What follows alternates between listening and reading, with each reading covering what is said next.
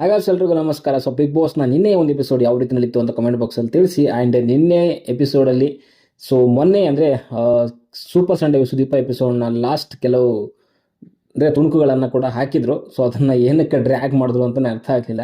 Already ವಿಷಯ ಏನು ಅಂತ ತ್ರಿವಿಕ್ರಮ್ ಅವರು ಫೇಕ್ ಎಲಿಮಿನೇಷನ್ ಅಂತ ಎಲ್ಲರಿಗೂ ಗೊತ್ತಿರುವಂಥ ವಿಚಾರನೇ. ಬಟ್ ಆದರೂ ಕೂಡ ಅದನ್ನು ಮಂಡೇ ಸೋಮವಾರಕ್ಕೆ ಇರಲಿ ಅಂತ ಅದನ್ನ ಇಟ್ಕೊಂಡು ನಿನ್ನೆ ಒಂದು ಎಪಿಸೋಡಲ್ಲಿ ಸ್ವಲ್ಪ ಸ್ಟಾರ್ಟಿಂಗಲ್ಲಿ ಅದನ್ನು ತೋರಿಸಿದ್ರು. ಸ್ವಲ್ಪ ಧಾರಾವಾಹಿ ರೀತಿಯಲ್ಲಿ ಸಸ್ಪೆನ್ಸ್ ಅನ್ನೋ ರೀತಿಯಲ್ಲಿ ಎಳಿತಾ ಇದ್ದಾರೆ. ಅದು ಸೀಸನ್ 11ರಲ್ಲಿ ಸಿಕ್ಕಾಪಟ್ಟೆ ಕಾಣಿಸ್ತಾನೆ ಇದೆ. ಆ್ಯಂಡ್ ಸೀಸನ್ 11 100 ದಿನಗಳ ಮೇಲೆ ನಡೆಯುತ್ತೆ ಅನ್ನೋದು ಕೂಡ ನಿಮ್ಗೆ ಆಲ್ರೆಡಿ ಗೊತ್ತಿದೆ.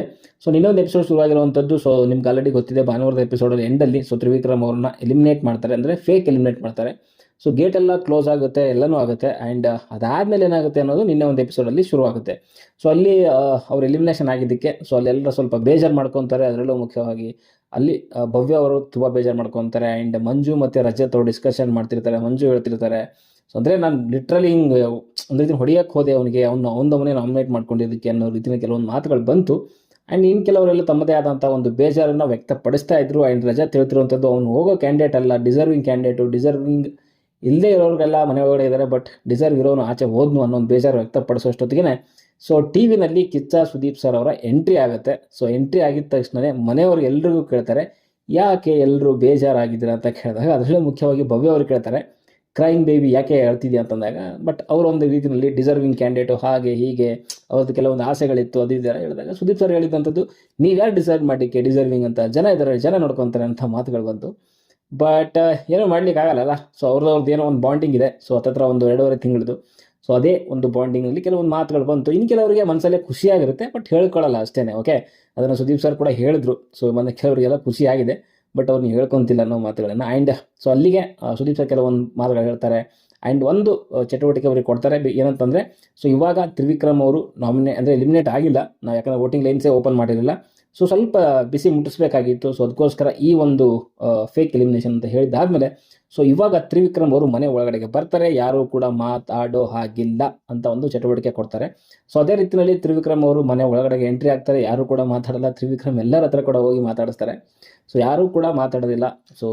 ಇದಾದಮೇಲೆ ಅಲ್ಲಿ ರಜತ್ ಆಮೇಲೆ ಅದು ಬಿಗ್ ಬಾಸನ್ನು ಅನೌನ್ಸ್ ಮಾಡ್ತಾರೆ. ಮಾತಾಡ್ಬೋದು, ಸುದೀಪ್ ಸರ್ ಕೊಟ್ಟಂಥ ಏನು ಟಾಸ್ಕ್ ಇತ್ತು ಅದು ಎಂಡ್ ಆಗುತ್ತೆ.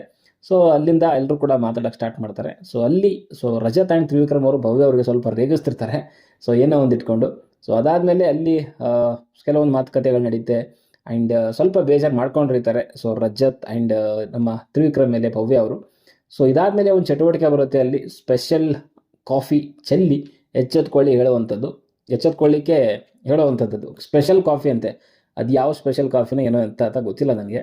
ಅಲ್ಲೊಂದು BB ಕಾಫೆ ಅಂತ ಮಾಡಿದರು. ಅದೇ ಒಂದು ಇಟ್ಬಿಟ್ಟು ಆಲ್ರೆಡಿ ನಿಮಗೆ ಮಧ್ಯಾಹ್ನದ ಪ್ರೋಮೋದಲ್ಲಿ ಹೇಳಿದ್ನಲ್ಲ ನಾನು. ಆ ಒಂದು ಚಟುವಟಿಕೆ ಕೊಟ್ಟಿದ್ರು. ಅಲ್ಲಿ ರಜತ್ ಅವರು ಗೌತಮಿ ಅವ್ರಿಗೆ ಹಾಕ್ತಾರೆ. ಕೊಟ್ಟಂಥ ರೀಸನ್ ಏನು ಅಂತಂದರೆ ಅದೇ ಲಾಸ್ಟ್ ವೀಕಲ್ಲಿ ಫಸ್ಟ್ನೇ ಒಂದು ದಿನದಲ್ಲೇ ಕಿತ್ತಾಟ ಆಯ್ತಲ್ಲ. ಆ ಒಂದು ವಿಚಾರವಾಗಿ ನಾನು ಹೇಳಿರೋವಂಥದ್ದು ತಾಯ್ತ ಕಟ್ಟಿಸ್ತೀನಿ ಅಂತ ನನ್ನನ್ನು ಯಾರು ಕೆಣಕಕ್ಕೆ ಬರ್ತಾರೆ, ಅವರಿಗೋಸ್ಕರ ನಾನು ಹೇಳಿರೋವಂಥದ್ದು. ನೀವು ಯಾಕೆ ನನ್ನ ಮೇಲೆ ಅಷ್ಟೊಂದು ರೇಗಾಡಿದ್ರಿ? ಆ್ಯಂಡ್ ನೀವು ಹೇಳ್ತೀರಾ ಇಷ್ಟು ದಿನ ಸೈಲೆಂಟ್ ಆಗಿದ್ದಂಥ ಗೌತಮಿನ ಒಂದು ರೀತಿಯಲ್ಲಿ ವೈಲೆಂಟ್ ಮಾಡಿಸಿದ್ರು ಅಂತ. ನೀವು ಯಾಕೆ ವೈಲೆಂಟ್ ಆದ್ರಿ? ನಾನು ಏನು ಬೇಕಾದರೂ ಮಾಡ್ಬೋದು, ನೀವು ಯಾಕೆ ವೈಲೆಂಟ್ ಆದ್ರಿ ಅನ್ನೋ ಒಂದು ಮಾತುಗಳು ಬಂತು.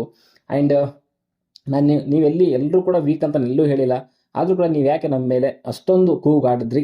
ಆ್ಯಂಡ್ ಇಷ್ಟೊಂದು ಸೈಲೆಂಟ್ ಆಗಿದ್ದರು ಯಾಕೆ ಒಂದೇ ಇದಕ್ಕೆ ಅಷ್ಟೊಂದು ರೈಸ್ ಆದ್ರಿ ಅನ್ನೋ ಒಂದು ಕೆಲವೊಂದು ಮಾತುಗಳು ಬಂತು. ಅಲ್ಲಿ ಗೌತಮಿ ಅವರು ತಮ್ಮದೇ ಆದಂತಹ ಒಂದು ರೀಸನ್ಗಳನ್ನ ಕೊಡ್ತಾರೆ. ಅದಾದಮೇಲೆ ಗೌತಮಿ ಅವರು ಮಂಜು ಅವರಿಗೆ ಒಂದು ಕಾಫಿನ ಚೆಲ್ತಾರೆ ಮುಖದ ಮೇಲೆ. ಅವರು ಅಂದರೆ ಇದು ಹೈ ಟೈಮ್ ಇದೆ, ನೀವು ಎಚ್ಚೆತ್ಕೊಂಡಿಲ್ಲ ಅಂದರೆ ಕಷ್ಟ ಆಗ್ಬೋದು.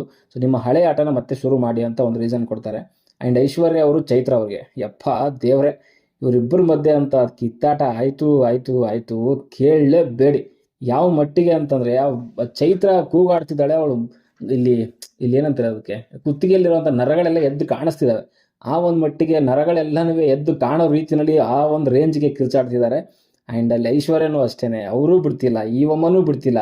ಆ್ಯಂಡ್ ಆ ಡ್ರೆಸ್ ಚೇಂಜಿಂಗ್ ರೂಮಲ್ಲಿ ಅದು ಏನೇನಾಗಿದೆಯೋ ಏನೇನು ಕತೆಯೋ ಇವರಿಬ್ಬರಿಗೇ ಗೊತ್ತು.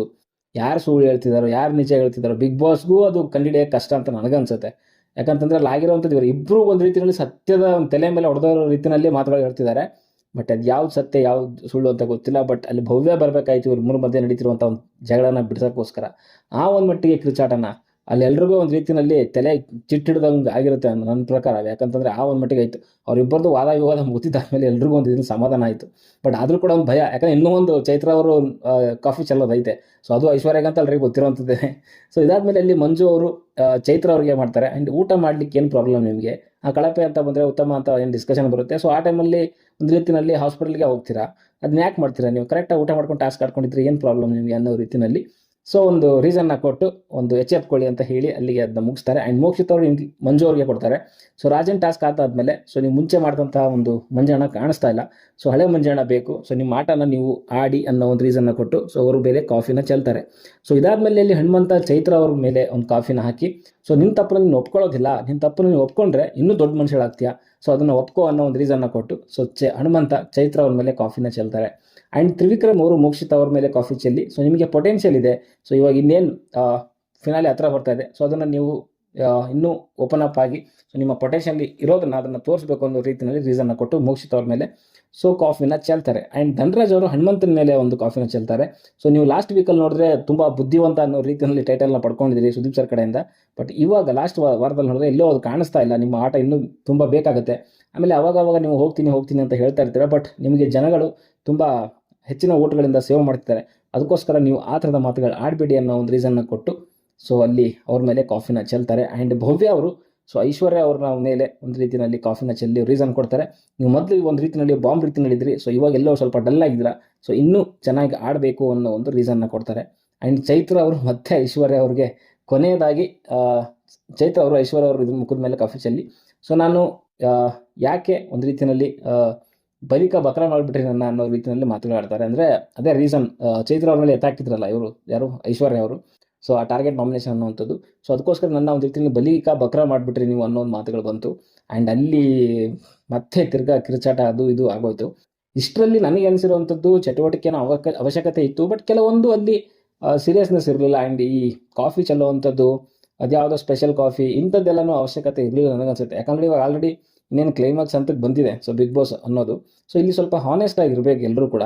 ಬಟ್ ಅದೇ ಒಂದು ರೀತಿಯಲ್ಲಿ ಜರ್ಡಿ ಹಿಡಿದು ಯಾವ್ಯಾವ ಅನ್ಡಿಸರ್ವ್ ಇದ್ದಾರೆ, ಸೊ ಅವ್ರನ್ನ ಆಚೆ ಹಾಕುವಂಥದ್ದು ಒಳ್ಳೆಯದು ಅಂತ ನನಗೆ ಅನಿಸುತ್ತೆ.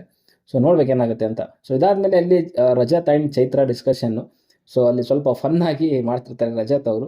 ಸೊ ಬಾಗಿಲು ತಕ್ಕೊಂಡು ಯಾಕೆ ನೀನು ನಮ್ಮ ಯಾರು ಹನುಮಂತನ ಲುಂಗಿ ಒಗಿತಿದ್ದೆ ಅಂತ. ಸೊ ಯಾಕಂತಂದರೆ ಅಲ್ಲಿ ನಿದ್ದೆ ಮಾಡಿದ್ದಕ್ಕೋ ಮೈಕ್ ಮುರ್ತಿದ್ದಕ್ಕೋ ನಮ್ಮ ಭವ್ಯ ಅವರು ಸೊ ಚೈತ್ರ ಅವ್ರಿಗೆ ಒಂದು ಶಿಕ್ಷೆ ಕೊಟ್ಟಿರ್ತಾರೆ. ಅದು ಒಬ್ಬರ ಒಂದು ಬಟ್ಟೆ ಒಗಿಬೇಕು ಅಂತ, ಅದು ಹನುಮಂತನ ಬಟ್ಟೆ. ಸೊ ಅದಕ್ಕೋಸ್ಕರ ಅವರು ಲುಂಗಿ ಒಗೆಯೋ ಟೈಮಲ್ಲಿ ಏನೋ ಡೋರ್ ಓಪನ್ ಮಾಡ್ಕೊಂಡು ಇಟ್ಕೊಂಡು ಒಗಿತಿದ್ರಂತೆ. ಮೇ ಬಿ ಇಲ್ಲಿ ರಜತ್ ಅನಿಸಿರೋವಂಥದ್ದು ಇವರು ಬೇಕು ಅಂತ ಕ್ಯಾಮ್ರಾ ಫೋಕಸ್ ಮಾಡಲಿ ಅನ್ನೋ ರೀತಿಯಲ್ಲಿ ಏನೋ ಒಗಿತಿರ್ಬೋದು ಅಂತ ಇವ್ರಿಗೆ ತಲೆಗೆ ಅನಿಸ್ಬಿಟ್ಟಿದೆ. ಅದಕ್ಕೋಸ್ಕರ ಏನೋ ಪ್ರೊಮೋ ಶಾಟ್ ಸಿಗುತ್ತೆ ಅನ್ನೋದಕ್ಕೋಸ್ಕರ ಬಾಗಿಲು ತೆಗೆದು ನೀನು ಬಟ್ಟೆ ಒಗಿತಿದ್ದಲ್ವಾ ಅಂತ ಇವರಿಗೆ ಡೌಟು. ಸೊ ಅಲ್ಲಿ ಮಾತಾಡಿದ್ರೆ ಕಂಟೆಂಟು ಅನ್ನೋ ರೀತಿಯಲ್ಲಿ ಕೆಲವೊಂದು ಫನ್ನಾಗಿ ಒಂದು ಏನೋ ಮಾತುಗಳು ಆಡ್ತಾಯಿದ್ರು. ಸ್ವಲ್ಪ ನಗು ಅಂತೂ ಬಂತು. ಓಕೆ, ಸೊ ಇದಾದಮೇಲೆ ಮಂಜು, ಗೌತಮಿ ಮತ್ತು ಮೋಕ್ಷಿತ್ ಅವರು ಮತ್ತೆ ಒಂದಾಗಿ ಮತ್ತೆ ಮಾತುಕತೆಗಳನ್ನು ಆಡ್ತಾಯಿದ್ರು. ಸೊ ಅದರಲ್ಲೂ ಮಂಜು ಅವರು ತ್ರಿವಿಕ್ರಮ್ ಆ್ಯಂಡ್ ರಜತ್ ಭವ್ಯ ಅವ್ರ ಬಗ್ಗೆ ಏನೋ ಕೆಲವೊಂದು ಮಾತುಗಳು ಹೇಳ್ತಾಯಿದ್ರು. ಆ್ಯಂಡ್ ಯಾರು ತ್ರಿವಿಕ್ರಮ್ ಅವರು ಸೊ ಮನೆಯಿಂದ ಎಲಿಮಿನೇಟ್ ಆಗಿ ಹೋಗ್ತಾಯಿದ್ರು ಫೇಕ್ ಎಲಿಮಿನೇಷನಲ್ಲಿ. ಸೊ ಅವಾಗ ರಜತ್ ಅವ್ರಿಗೆ ಏನೇನೋ ಹೇಳ್ತಿದ್ರಂತೆ. ಸೊ ಅಂದರೆ ಕೆಲವೊಂದು ಮಾತುಗಳು ಹೇಳ್ತಿದ್ದ ಅಂತ ಕೆಲವೊಂದು ಅಲ್ಲಿ ಡಿಸ್ಕಷನ್ ಆಗ್ತಾಯಿತ್ತು. ಸೊ ಇದಾದಮೇಲೆ ತ್ರಿವಿಕ್ರಮ್ ಅವರು ನಿದ್ದೆ ಮಾಡ್ತಾರೆ. ಸೊ ನಿದ್ದೆ ಮಾಡಿದ್ದಕ್ಕೆ ಭವ್ಯ ಅವರು ಶಿಕ್ಷೆ ಕೊಡ್ತಾರೆ. ಬಟ್ ಆ ಶಿಕ್ಷೆಯನ್ನು ತಗೊಳ್ಳಿಕ್ಕೆ ಸ್ವಲ್ಪ ನಮ್ಮ ತ್ರಿವಿಕ್ರಮ್ ಅವರು ಹಿಂದೇಟ್ ಹಾಕಿ ಸೊ ಅಲ್ಲಿ ಸ್ವಲ್ಪ ಮಾತಿನ ಚಕಮಕಿ ಆಗುತ್ತೆ ನಮ್ಮ ಭವ್ಯ ಮತ್ತು ತ್ರಿವಿಕ್ರಮ್ ಅವ್ರ ಮಧ್ಯೆ. ಸೊ ಎಲ್ಲೋ ಒಂದು ಕಡೆ ನನಗನ್ನಿಸ್ತಾ ಇದೆ, ಸೊ ತ್ರಿವಿಕ್ರಮ್ ಅವರು ಸೊ ಭವ್ಯ ಅವರು ಎಲ್ಲಾದರೂ ವಾರದಲ್ಲಿ ತುಂಬ ಚೆನ್ನಾಗಿ ಆಡಿದಾಗ ಅಥವಾ ಕ್ಯಾಪ್ಟನ್ ಆದಾಗ ಸೊ ಉತ್ತಮ ಅಂತ ಪಡ್ಕೊಂಡಾಗ ಗೇಮ್ಗಳಲ್ಲಿ ಸ್ವಲ್ಪ ಪರ್ಫಾರ್ಮೆನ್ಸ್ ಚೆನ್ನಾಗಿ ಮಾಡಿದಾಗ ಸೊ ತ್ರಿವಿಕ್ರಮ್ ಅವ್ರಿಗೆ ಎಲ್ಲೋ ಸ್ವಲ್ಪ ಬೇಜಾರಾಗುತ್ತೆ ಅಥವಾ ಆ ಒಂದು ಜಲಸ್ ಅಂತೀವಲ್ಲ ಸೊ ಅದು ಆಗುತ್ತೆ ಅಂತ ನನಗನ್ನಿಸ್ತಾ ಇದೆ. ಸೊ ಅದು ಕಾಣಿಸ್ತಾ ಇದೆ ಕೂಡ. ರೀಸೆಂಟ್ ಟೈಮಲ್ಲಿ ನಾನು 2-3 ಸಾರಿ ಅದನ್ನು ಅಬ್ಸರ್ವ್ ಮಾಡಿದ್ದೀನಿ. ಸೊ ಭವ್ಯ ಏನಾದರೂ ಅವನಿಗಿಂತ ತ್ರಿವಿಕ್ರಮ್ಗಿಂತ ಚೆನ್ನಾಗಿ ಮಾಡಿದ್ರೆ ಗೇಮ್ಗಳಲ್ಲಿ ಸೊ ತ್ರಿವಿಕ್ರಮ್ಗೆ ಅದನ್ನು ತೊಗೊಳ್ಲಿಕ್ಕೆ ಸ್ವಲ್ಪ ಕಷ್ಟ ಆಗ್ತಾ ಇದೆ. ಸೊ ಅದಕ್ಕೋಸ್ಕರ ಇಂಡೈರೆಕ್ಟಾಗಿ ಒಂದು ರೀತಿಯಲ್ಲಿ ಟಾಂಟ್ ಕೊಡೋವಂಥ ಪ್ರಯತ್ನ ಮಾಡ್ತಾರೆ. ಸೊ ಅದನ್ನು ಸ್ವಲ್ಪ ಅವರು ಅರ್ಥ ಮಾಡಿಕೊಂಡು ಸ್ವಲ್ಪ ಸರಿಪಡಿಸ್ಕೊಂಡ್ರೆ ಒಳ್ಳೆಯದು. ಇಲ್ಲ ಅಂತಂದರೆ ಅವ್ರಿಗೆ ಖಂಡಿತವಾಗ್ಲೂ ಎಫೆಕ್ಟ್ ಆಗುತ್ತೆ. ಆ್ಯಂಡ್ ಇತ್ತೀಚಿನ ಕೆಲವು ವಾರಗಳು ತೊಗೊಂಡ್ರೆ ತ್ರಿವಿಕ್ರಮ್ ಅವರು ತೀರಾ ಡಮ್ಮಿ ಕ್ಯಾಂಡಿಡೇಟ್ ಆಗೋಗ್ಬಿಟ್ಟಿದ್ದಾರೆ. ಸೊ ಎಲ್ಲೂ ಕೂಡ ಪರ್ಫಾರ್ಮೆನ್ಸಲ್ಲಿ ಅವ್ರದ್ದು ಏನೂ ಬರ್ತಾನೆ ಇಲ್ಲ. ಆ್ಯಂಡ್ ಹೈಲೈಟಾಗಿ ಕೂಡ ಕಾಣಿಸ್ತಾ ಇಲ್ಲ ಅದು. ಸೊ ಅದೇನೋ ಸ್ವಲ್ಪ ಎಲ್ಲೋ ಇನ್ನೊಂದು ಚೂರು ಅವ್ರು ಎಚ್ಚೆತ್ಕೊಳ್ಬೇಕು ಅಂತ ನನಗನ್ಸುತ್ತೆ. ಇಲ್ಲಿ ಭವ್ಯ ಅವರೆಲ್ಲೋ ಮೇ ಬಿ ಸ್ವಲ್ಪ ಟಾಸ್ಕು ಮತ್ತು ಆಟದ ಕಡೆ ಗಮನ ಕೊಡ್ತಿದ್ದಾರೆ ಅಂತ ಕ್ಲಿಯರಾಗಿ ಗೊತ್ತಾಗ್ತಿದೆ. ಓಕೆ, ಸೊ ನೋಡುವ. ಯಾಕಂದರೆ ಇದು ತುಂಬ ಕ್ರಿಟಿಕಲ್ ಟೈಮು. ಸೊ ಯಾರೇ ಆಗಲಿ ಇಂಡಿವಿಜುವಲ್ ಗೇಮ್ ಆಡಬೇಕಾಗುತ್ತೆ. ಸೊ ಅದು ಅಲ್ಲಿ ಕ್ಲಿಯರಾಗಿ ಗೊತ್ತಾಗ್ತಿದೆ. ಗೌತಮಿ ಹತ್ರ ಆಗಿರ್ಬೋದು, ಭವ್ಯ ಹತ್ರ ಆಗಿರ್ಬೋದು. ಸೊ ಅವರು ತಮ್ಮ ಒಂದು ಇಂಡಿವಿಜುವಲ್ ಗೇಮ್ ಆಡಬೇಕು ಅನ್ನೋ ಒಂದು ಉತ್ಸಾಹದಲ್ಲಿದ್ದಾರೆ. ಸೊ ಅದನ್ನು ಹಾಗೆ ಆಡಿದ್ರೆ ಒಳ್ಳೆಯದು. ಆ್ಯಂಡ್ ತ್ರಿವಿಕ್ರಮ್ ಅದನ್ನು ಅರ್ಥ ಮಾಡಿಕೊಂಡು ಸೊ ಭವ್ಯ ಪಾಡಿಗೆ ಭವ್ಯ ಬಿಟ್ಟು ಸೊ ಇವರು ತಮ್ಮ ಗೇಮ್ ಕಡೆಗೆ ಫೋಕಸ್ ಮಾಡಿದ್ರೆ ಒಳ್ಳೆಯದು. ಇಲ್ಲಾಂದರೆ ಕಷ್ಟ ಆಗುತ್ತೆ ಅಂತ ಹೇಳಲಿಕ್ಕೆ ಇಷ್ಟಪಡ್ತೀನಿ. ಓಕೆ, ಸೊ ಇದಾದಮೇಲೆ ಗ್ರಾಸರಿ ಟಾಸ್ಕ್ ಬರುತ್ತೆ. ಸೊ ಅಲ್ಲೂ ಕೂಡ ಎಲ್ಲರೂ ಕೂಡ ತುಂಬ ಚೆನ್ನಾಗಿ ಆಡ್ತಾರೆ. ಬಟ್ 3 ಬಾಲ್ಗಳನ್ನು ಸೊ ತ್ರಿವಿಕ್ರಮ್ ಅವರು ಆ ಒಂದು ಏನು ಬಾಕ್ಸ್ ಇದೆ ಸೊ ಗೆರೆಯಿಂದ ಆಚೆ ಬಂದು ಹಿಡಿತಾರೆ. ಸೊ ಅದನ್ನು ಆಲ್ರೆಡಿ ಫೌಲ್ ಅಂತ ಬಿಗ್ ಬಾಸ್ ಅವರು ಅನೌನ್ಸ್ ಮಾಡ್ತಾರೆ. ಸೊ ಅಲ್ಲಿ 3 ಬಾಸ್ಕೆಟ್ಗಳನ್ನು ವಾಪಸ್ ಪಡ್ಕೊತಾರೆ ಬಿಗ್ ಬಾಸ್ ಅವರು. ಅದಾದಮೇಲೆ 2 ಬಾಸ್ಕೆಟ್ಗಳನ್ನು ಮತ್ತೆ ತಿರುಗಿ ವಾಪಸ್ ಪಡ್ಕೊತಾರೆ. ಕಾರಣ ಏನು ಅಂತಂದರೆ ಸೊ ಅದೇ ಏನು ಮಿಸ್ಯೂಸ್ ಮಾಡ್ಕೊಂಡಿದ್ದಾರೆ. ಸೊ ಆ ಒಂದು ಡ್ರೆಸ್ ಚೇಂಜ್ ಮಾಡುವಂಥ ಒಂದು ಕೋಣೆನ ಸೊ ಅಲ್ಲಿ ಅನ್ವಾಂಟೆಡ್ ಆದಂಥ ಕೆಲವೊಂದು ಮಾತುಗಳು ಆಡಿರೋದ್ರಿಂದ ಸೊ ಅಲ್ಲಿ 2 ಬಾಸ್ಕೆಟ್ಗಳನ್ನು ಸ್ವತಃ ಕ್ಯಾಪ್ಟನ್ ಭವ್ಯ ಅವರೇನೆ ಅವರ ಒಂದು ಸ್ವ ಇಚ್ಛೆಯಿಂದ 2 ಬಾಸ್ಕೆಟ್ಗಳನ್ನು ಅಲ್ಲಿ ಮತ್ತೆ ಹಿಂದಿರುಗಿಸಿ ಸ್ಟೋರ್ ರೂಮಲ್ಲಿ ಇಡಬೇಕಾಗತ್ತೆ. ಸೊ ಆ ಒಂದು ಶಿಕ್ಷೆನ ಬಿಗ್ ಬಾಸ್ ಅವರು ಸೊ ಮನೆಗೆ ಕೊಡ್ತಾರೆ ಅಂತಲೇ ಹೇಳ್ಬೋದು. ಸೊ ಇನ್ನು ಮುಂದೆ ಆದರೆ ಅಟ್ಲೀಸ್ಟ್ ಕೆಲವೊಂದು ಪ್ರೈವೇಟ್ ಪ್ಲೇಸಸ್ಗಳನ್ನು ಸರಿಯಾದ ರೀತಿಯಲ್ಲಿ ಯೂಸ್ ಮಾಡಿಕೊಂಡ್ರೆ ಅವರಿಗೆ ಒಳ್ಳೆಯದು ಅಂತ ನನಗನ್ಸುತ್ತೆ. ಓಕೆ, ಸೊ ಇಷ್ಟಿತ್ತು. ಸೊ ನಿನ್ನೆ ಒಂದು ಎಪಿಸೋಡ್ನ ರಿವ್ಯೂ ಅಂತ ಹೇಳಲಿಕ್ಕೆ ಇಷ್ಟಪಡ್ತೀನಿ. ಸ್ವಲ್ಪ ಇಂಟ್ರೆಸ್ಟಿಂಗ್ ಆಗಿತ್ತು, ಬಟ್ ಅಷ್ಟೊಂದೇನು ಇಂಟ್ರೆಸ್ಟಿಂಗ್ ಅಂತ ನನಗೇನು ಅನ್ನಿಸ್ಲಿಲ್ಲ. ಯಾಕಂತಂದರೆ ಇದು ಕೇಳಿ ಸಾಕಾಗಿ ಹೋಗಿದೆ. ಕೆಲವೊಂದು ಟಾಸ್ಕ್ಗಳನ್ನು ಕೊಟ್ಟಿದ್ರೆ ಒಳ್ಳೆಯದಾಗಿರೋದು. ಆ್ಯಂಡ್ ಕೆಲವೊಂದು ರೀಸನ್ಗಳು ಪ್ರಾಪರ್ ಆಗಿದ್ರು ಕೂಡ ಸೊ ಸ್ವಲ್ಪ ಎಲ್ಲೋ ಇನ್ನೊಂಚೂರು ಸೀರಿಯಸ್ನೆಸ್ ಇರಬೇಕಾಗಿತ್ತು ಅಂತ ನನಗನ್ಸುತ್ತೆ. ಆ್ಯಂಡ್ ಚೈತ್ರ ಆ್ಯಂಡ್ ಐಶ್ವರ್ಯದಂತೂ ಹೆವಿ ಸಿಕ್ಕಾಪಟ್ಟೆ ಅದು ಓವರ್ ಆಯಿತು, ಕಿರಿಕಿರಿ ಅನ್ನೋ ರೀತಿಯಲ್ಲಿ ಅನ್ನಿಸ್ತಾ ಇತ್ತು ಅದು. ಓಕೆ, ಸೊ ಸದ್ಯಕ್ಕೆ ವಿಡಿಯೋದಲ್ಲಿ ಅಷ್ಟೇ. ವಿಡಿಯೋ ಇಷ್ಟ ಲೈಕ್ ಮಾಡಿ, ಶೇರ್ ಮಾಡಿ, ಚಾನಲ್ ಸಬ್ಸ್ಕ್ರೈಬ್ ಮಾಡ್ಕೊಂಡು ಅಂತ ಹೇಳ್ತಾ ಮುಂದೆ ನೋಡಿದ್ರೆ ಸಿಗೋವರೆಗೂ ಚಾಚಾ ಬಾಯ್ ಬಾಯ್.